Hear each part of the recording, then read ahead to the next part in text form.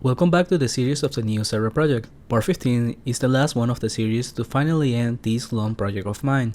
Thank you all that have been following it so far, and apologies for the late release. I will start by addressing the reason of the delay. For part 14, I ended at level 248 on day 83, and after that, I continued to play as normal. However, I only hunted one spawn for the next 7 days, which was the Winter Court. This spawn was good experience and difficult enough to be fun, and also profitable, so there wasn't any need for me to go anywhere else. So I focused on getting levels, as I wanted to get level 260 by the end of the 90 days, and I did, but because of that, if I had gone with the same format for my previous videos, it would have been very underwhelming to end the series, since by only hunting one spawn, there was only so much content I could use. So after I reached my goal of 260, I continued to play some days at random in order to try more spawns that I was curious about and to collect more content for this video. With that said, let's start. As I mentioned, I first started by hunting the Winter Court. At first, I was very careful with my lures and was basically doing 3 to 4 monsters at a time. By my second hunt, I was getting more comfortable, and by the third one, I started clearing the underground since I needed the extra pulls. So I went from making around 1.6kk raw experience to an eventually 2kk raw. It did take a few hunts and a few deaths in between, but getting more and more comfortable with the spawn and pushing the limits with the lures definitely paid off. Overall, I think it's definitely doable at 250, and that's my level recommendation. Another reason that I kept hunting this spawn is that I wanted to unlock their bestiary, and with that I will have 2 damage charms, Wound and Sap. But the result was very underwhelming, with just a tiny bit of improvement, which I expected already since charms are useful the more HP the monsters have, so at this level range is a small amount. Another thing that I was able to try by coincidence was a team hunt here, since one day I came and the spawn was taken by a trio that didn't have a sorcerer, and they let me in. This was interesting because the raw experience I was doing at the time was of around the 2.1kk, and with a full team it went up to 2.5. But the reason for such a small difference is because we were overkilling the spawn as a full team. We would have needed the access to the portal and do a few pulls there to avoid that, but we didn't have it. After having finished the bestiary and tried it out with charms, I was ready to move on. By now I was level 266, and the first spawn I tried out was once again the lower spike. The last time I came, it was at level 210, so with over 50 levels higher, I expected it would be enough. I started by hunting the first floor of the lower spike, doing the same lap I did the first time. And even though it was doable now and easier to hunt, the raw experience was under 1kk raw. So I moved on to the second floor, hoping it would get better, and it did, but very slightly, to a bit over 1kk. With that, I only needed to test the third floor to hopefully make more than that, but even on the hardest floor, the best I could do was 1.2kk raw, but really 1.1 in average. So that was very disappointing for this spawn, that in theory looks to have more potential than that.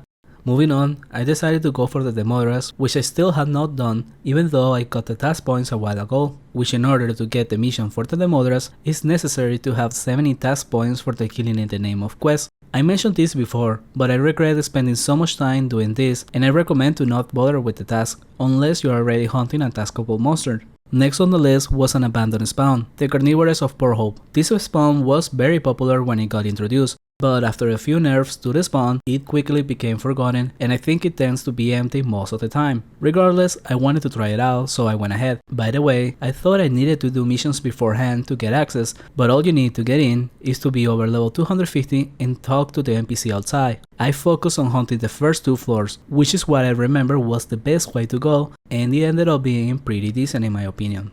The raw experience was a bit low, sitting at around the 1.2kk raw XP, but the profit was pretty good, doing almost 300k the hour. Keep in mind, these creatures are weak to fire, so sorcerers have a bit of an advantage, but it's still a decent option for druids. Moving on to the next spawn, the Inquisition Crystal Caves. This is a bit of an old school spawn that is almost not popular nowadays. It does require to have done most of the Inquisition quests with at least the first boss done. It also requires to hunt both the Hellfire Fighters from the first part and the Crystal Caves. I was being careful with the Hellfires and doing them on Mana Shield, and it didn't feel difficult that way. And then for the Crystal Caves, I will just ignore the Hand of Course of Fates and kill the other monsters. Hunting like this, the raw experience was of around the 1.2kk with around 100k waste the hour. While being here, I got curious if the next area after the Crystal Caves was huntable with a sorcerer, and even though I was able to clear some pulls, I ended up dying. The damage is very high, so I don't recommend trying it. Moving on, I went back to retry the Lizard City.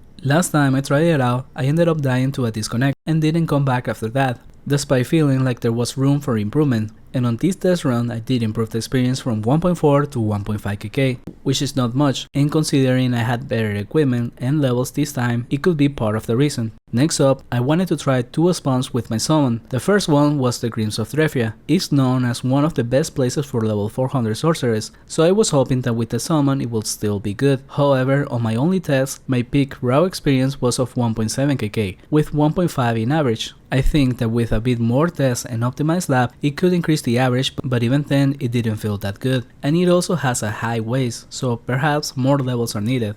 The second spawn to try with the summon is the Sphinxes of Isabi, but these ones are far southwest by the ruins of Nur. With a bit of questing, you can get a quick and safer access through the Wailing Widow Cave of Kralos, and this place has good potential since it has a safe PC spot where you can stand and have the summon heal through the attacks. During my test hunt, the raw experience was of around 1.5 kk, with some room to improve, so I could see it working out. Additionally, it was almost profitable, so getting better with this spot can be very good. With this, I only had one place left to try out with this character, the Summer Court. This spawn was harder to hunt than the Winter Court, but I only tried it once, and just like how my first hunts on the Winter Court were bad compared to the last couple, I can see this place also getting better when getting more comfortable. But for now, even for my first hunt, I was able to get to almost 2.2 kk raw experience, although I had to pay with my life once, since my first attempt at clearing the second floor resulted in a quick death. However, after coming back, I was more careful, and after the first clear, the next ones are easy to manage, even though it does remain difficult and risky all the time. It was worth the risk given the high XP and the bit of profit. For this hunt, I was also using energy bombs on the ground in order to do more damage, which is probably necessary at this level, so I definitely recommend to do it as well. And that's all I tried with this character. It's been almost 2 weeks since I stopped playing, and by the time this video gets released, I will have the character on the bazaar, so be aware that if it does sell, that it will no longer be me.